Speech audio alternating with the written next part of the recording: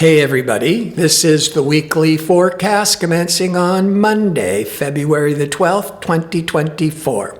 Before I get into the daily aspects and how it applies to you, there's some really significant, powerful planetary events where aggressive, assertive, physical Mars will be crossing Pluto every 2 years, bringing in a lot of compulsive, driven energies. Later in the week, Venus, the planet of relationships and harmony and creativity, will also once a year be crossing over Pluto. Pluto compels us to go really deep.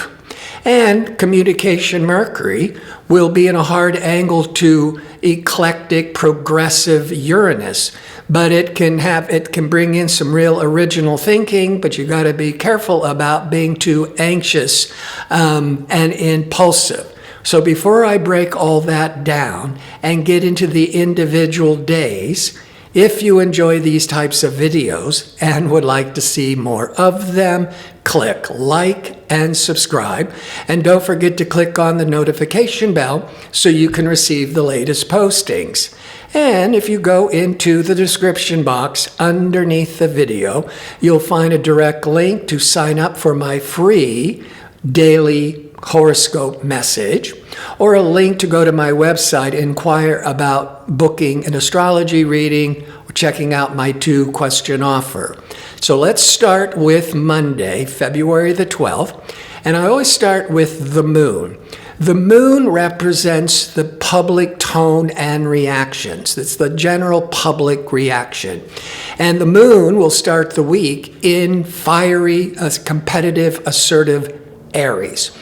So that really helps everybody emotionally to take risks, to go for it, to hit the ground running, as they say. Early in the morning, 6, 7, maybe up to 8 a.m. Pacific time, the moon will be in harmony with Pluto. Pluto always is that compelling energy, really pulls you in deep. Having that emotional moon to Pluto, you could also be having really heartfelt, deep discussions, talking about your feelings or talking with family. That's all that positive the moon to the Pluto. On Tuesday, the moon continues in fiery, assertive Aries, but we have a couple of very powerful transits. Venus, that planet of relationships, of cooperation, of creativity. Venus will be in harmony with Neptune. Neptune can bring this sensitive energy, this creative energy, this inspiring energy.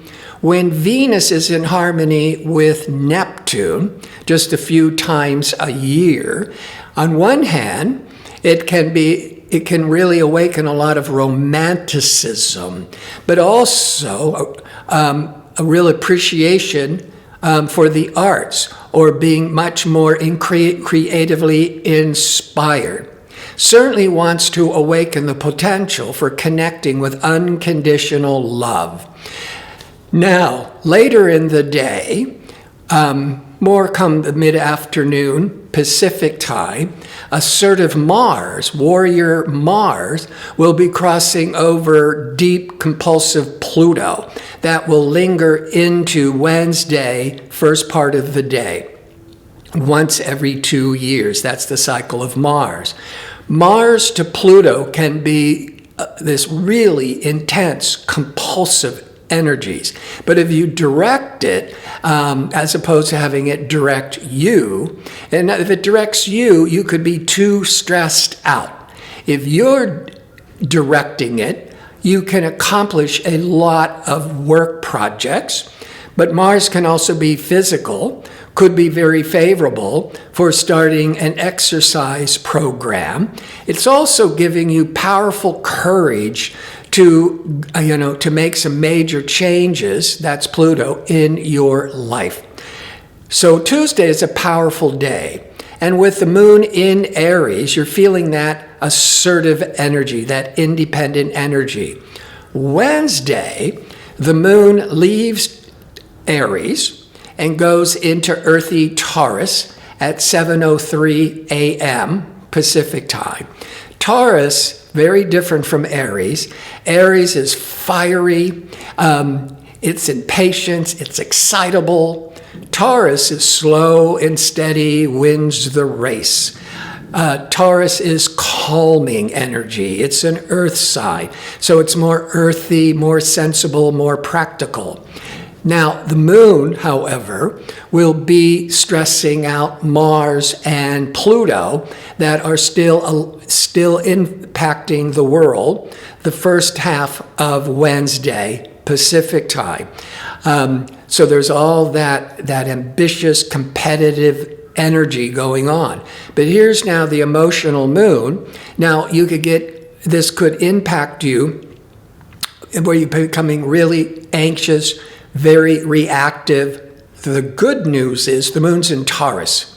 When it was in Aries, you could maybe just jump in and react impulsively too quickly. With the moon in Taurus, it keeps you more grounded. It keeps you more sensible. So the positive of the Mars-Pluto is it's really achieving goals, being really driven for success. Now, the Thursday, as the moon continues in steady Taurus, it's going to be in a hard angle to rational communication Mercury around noon to 1 p.m. Pacific time. Now, conversations may be a little bit more difficult because the moon is your emotional response in challenge to rational Mercury, but Mercury, when it gets emotional, might be a little bit too critical. So it's only for an hour or two, starting around noon, but having conversations in your family or personal life, or having conversations at work, business meetings, or even a job interview, emotionally, it would be too moody, too distracting. But this too shall pass. Later in the afternoon, the moon, once a month, will cross over Uranus. Uranus is all that progressive, rebellious, innovative energy. It can be very unpredictable, can be very exciting. So when the emotional moon, and fortunately, it's still in steady, grounding Taurus. When it crosses over Uranus, there could be these unexpected, sudden surprises, but you're able to keep grounded. Now, the moon can also represent habits, emotional conditioning. And when it crosses Uranus, Uranus can be this liberating and insightful energy. So by late afternoon Pacific time, you might have some real insight into some habits that you might not have even been noticing, that's been unconscious. And so this gives you the insight of these patterns, but being able to break a limiting habit. And there could be some real unexpected opportunities and surprises that the moon in Taurus, it keeps you grounded so it doesn't, so you don't get all anxious and distracted. You can handle and focus the energies. Friday, the moon continues in Taurus, but at 7:02 a.m. Pacific time, the moon goes void of course until 11:40 a.m. Pacific time. I usually talk about this every week. When the moon is changing signs, in this case, it's in Taurus, by 11:40 a.m. Pacific time, it's moving into Gemini. But the void of course means that the moon is no longer aspecting any of the planets when it was in Taurus. Then the new cycle begins when it goes into Gemini. The moon void of course, it's highly advised not to start any important new projects because the energy is unproductive and flat. It's okay to continue with your routine. It's good for reflection and resting. But when it comes to starting a major project, some insignificant, important event, put it off. till after the moon is in Gemini at 11:40 a.m. Pacific time. Also on Friday, another powerful day, but after, you'll be more centered after 11:40 a.m. Pacific time. Whereas Mercury, so the moon's going into Gemini. Gemini is all that mental energy, this restless networking, adaptable, changeable energies of Gemini. Gemini is ruled by Mercury. Mercury, that planet of information, communications. Mercury will be in a hard angle to Uranus. That Mercury-Uranus can have you coming up with unexpected decisions that have to be made in your mind. It's got to be made right away. So you got to be careful about being too impulsive. And with the moon in Gemini, your emotional mind may be jumping all over the place. It can be favorable for really thinking out of the box, coming up with new original ideas. But I wouldn't be committing to anything right away because your mind and your thoughts are bouncing off walls. You can have some really good ideas, and then you may have some impulsive, radical ideas. As we go into Friday evening, into early Saturday, Friday evening Pacific time, pleasurable Venus, relational, loving Venus will be crossing over Pluto. Pluto pulls that Venus energy deep within. It's about transformation. There could be a big shift in a relationship Friday evening or maybe early Saturday. It's Venus is that planet of desire, wanting a connection, wanting a union. And when once a year it crosses over Pluto, it can open you up to so much more intimacy, a deeper connection. Well, if you're going on a first date, if you're just going out and about with friends, if you're single, that Venus-Pluto, there might be an unexpected infatuation that just grabs you. Can be really favorable for all existing relationships to feel much more connected, much more intimate. Saturday, the moon continues in Gemini, good for running errands, brainstorming, going from one errand appointment to the next. The moon isn't making any aspects to other planets. There aren't any other powerful planetary events except Venus, relational Venus, is still impacting Pluto the first part of the day till late morning Pacific time. So you could be early Saturday still discussing Gemini moon, your relationships and what it means to you and how you've perhaps made a breakthrough. Venus is also creative energy. So you may just be feeling that you're really connected on something much deeper to express yourself creatively, like a creative breakthrough, a creative change for the better. Sunday, the moon continues in Gemini by noon 1 Pacific time. It will, that adaptable, flexible, fickle moon in Gemini will be in a difficult angle, a square to Neptune.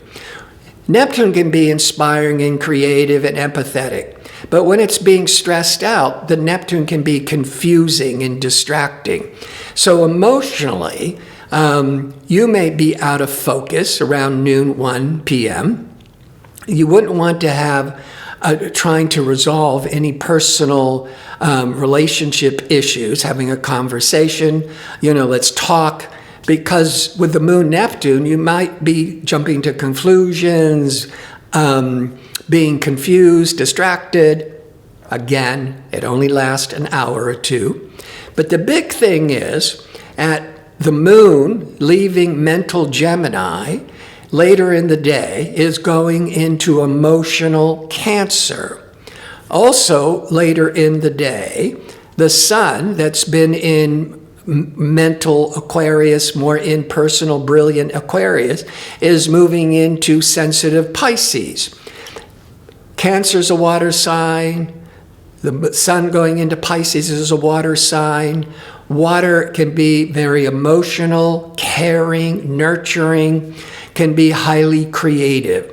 You're going to see a big and obvious shift for those who are sensitive to the energies, because at 7:25 p.m. Pacific time, the moon leaves mental Gemini and goes into nurturing emotional Cancer.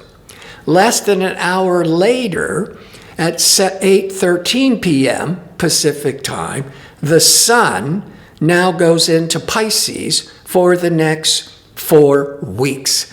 And so there's putting a spotlight on all things Pisces. Very sensitive, very caring, very nurturing.